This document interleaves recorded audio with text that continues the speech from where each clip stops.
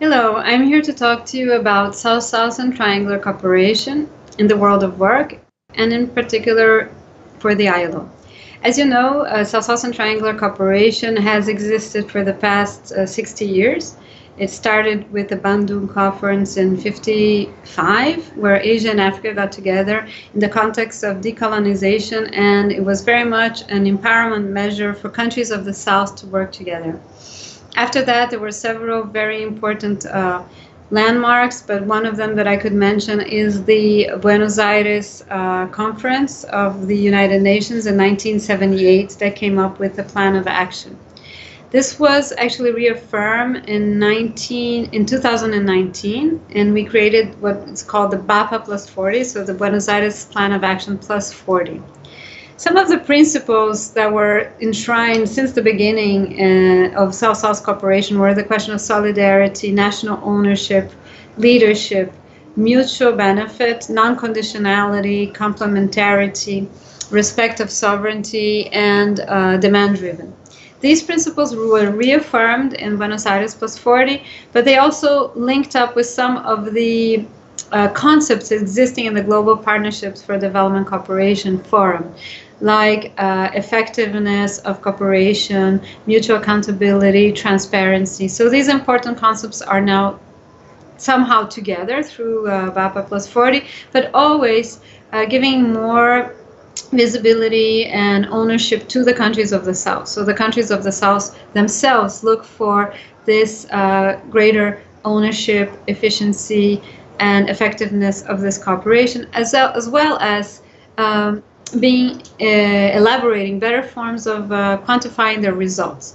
And this has a two-fold reason. One is that often some of these good practices, they're fantastic, but they are either small scale or they're based on some small scale opportunities, and they cannot have the same visibility measurements, or there are also many of them are in-kind contributions, like contributions of artists, contributions of different sources which are innovative, but at the same time are not necessarily, doesn't have a dollar sign attached to it. So this fact that we don't have this dollar sign sometimes doesn't give us the necessary visibility. So the idea of having the results is not only that there is an important accountability framework, but also that important initiatives that are in-kind contribution, exchange, peer learning of good practices for the ILO, for example, in the most fields of fundamental principles of rights at work, combating child labor, forced labor,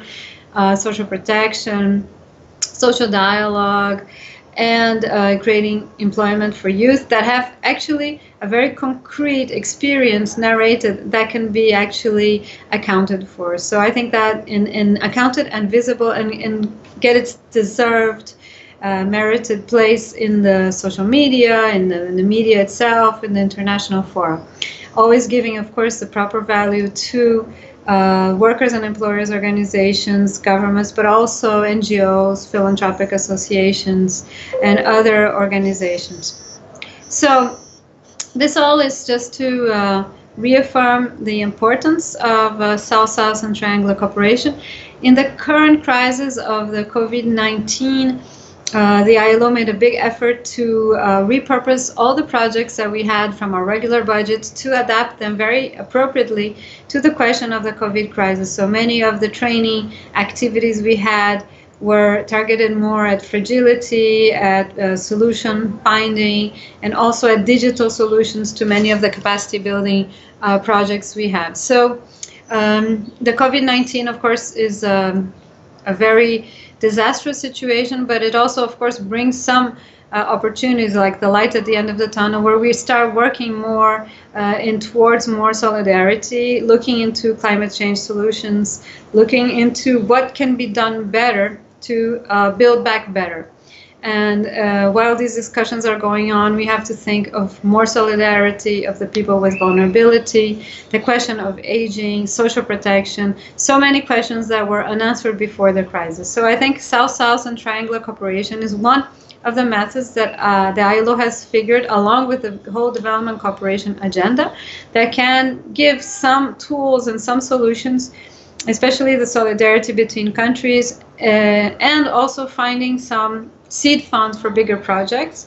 So overall, South-South has these different mutual benefits from the financial point of view, social point of view, but above all, and this is the most important, the expertise and sharing of experiences between developing countries in the global South. Thank you.